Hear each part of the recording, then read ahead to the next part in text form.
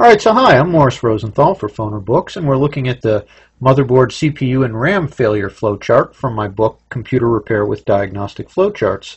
And the CPU and the RAM are included on the motherboard failure flowchart because you really can't diagnose them separately unless you're talking about simply swapping the CPU or the RAM into a known good working system to test them. And the reason is all of their power is derived directly from the motherboard. All of their connections are directly to the motherboard. There aren't any intermittent cables or other things that can really go wrong other than the heatsink having failed on the CPU, and we do talk about that on this flowchart. So we start right off with the most basic step. Are you getting a live screen or not? And if you aren't getting a live screen, pretty soon we ask, are you doing the power diagnostic? And if not, we kick you out to the power supply failure flowchart. A little further on, if your video diagnostic isn't done, we send you to the video failure diagnostic flowchart. If it turns out to be a problem coming up here if you have a live screen but you're freezing on boot, that's something we'd refer to the motherboard performance flowchart. Of all the flowcharts in this book, I think this is the one that has the most transfer points, sending you to another flowchart, because the problem, even if it might be with the motherboard, CPU, or RAM in the end, it's better to start at these other points and eliminate the more obvious possibilities. Now, as you get into actually troubleshooting the motherboard, because the components, the CPU and the RAM, are socketed, it's pretty common to have problems where simply the socket loosens up a little or it oxidizes with age, and just reseating the component might fix the problem. And this chart takes you through that in a logical manner. I don't recommend you start out there and just do it.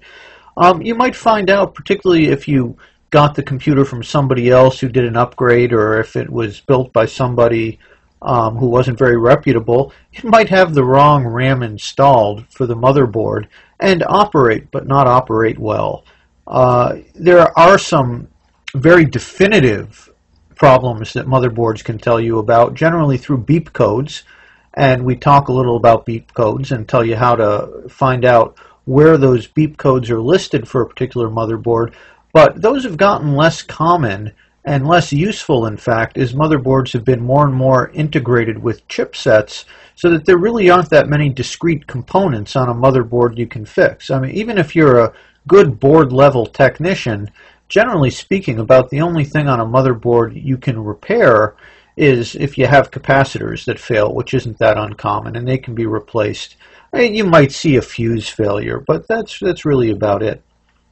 As we go through motherboard diagnostics, if you're comfortable with what you're doing, you get to the point where if you're having these strange ghosty problems, really the main test is to take the motherboard out of the case and just run it on the bench with the power supply and with the video card.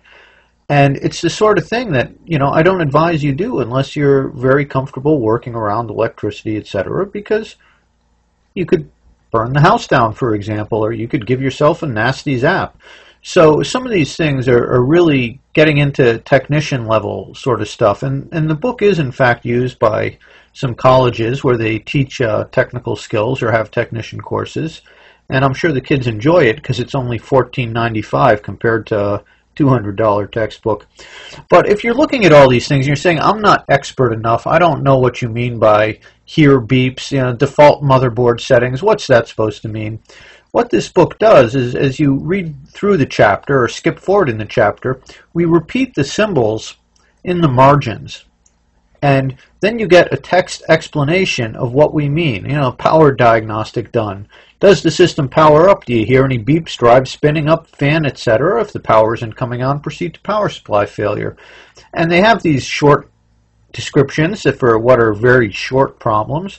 And there are longer descriptions for when you get into problems that we think require some explanation, like the different types of CPU sockets you're going to run into, which is listed alongside CPU seated flat.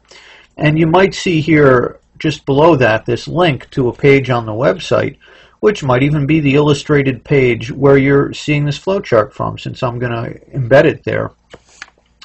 But the point is, anyway, this flowchart and the accompanying performance flowchart are both available in draft form on the phonerbooks.com website, as are a number of illustrated procedures for motherboard removal, installation, etc. But If you're not comfortable working with computers, if it is really your first time, you should try using Google to find an exact description of your exact system if you get to the point that you feel you need to take it apart and replace something. And hopefully the troubleshooting flowcharts lead you away from having to replace something and you find it something else. So I hope you enjoy the computer repair with diagnostic flowcharts, or check out the draft flowcharts on the phonerbooks.com website.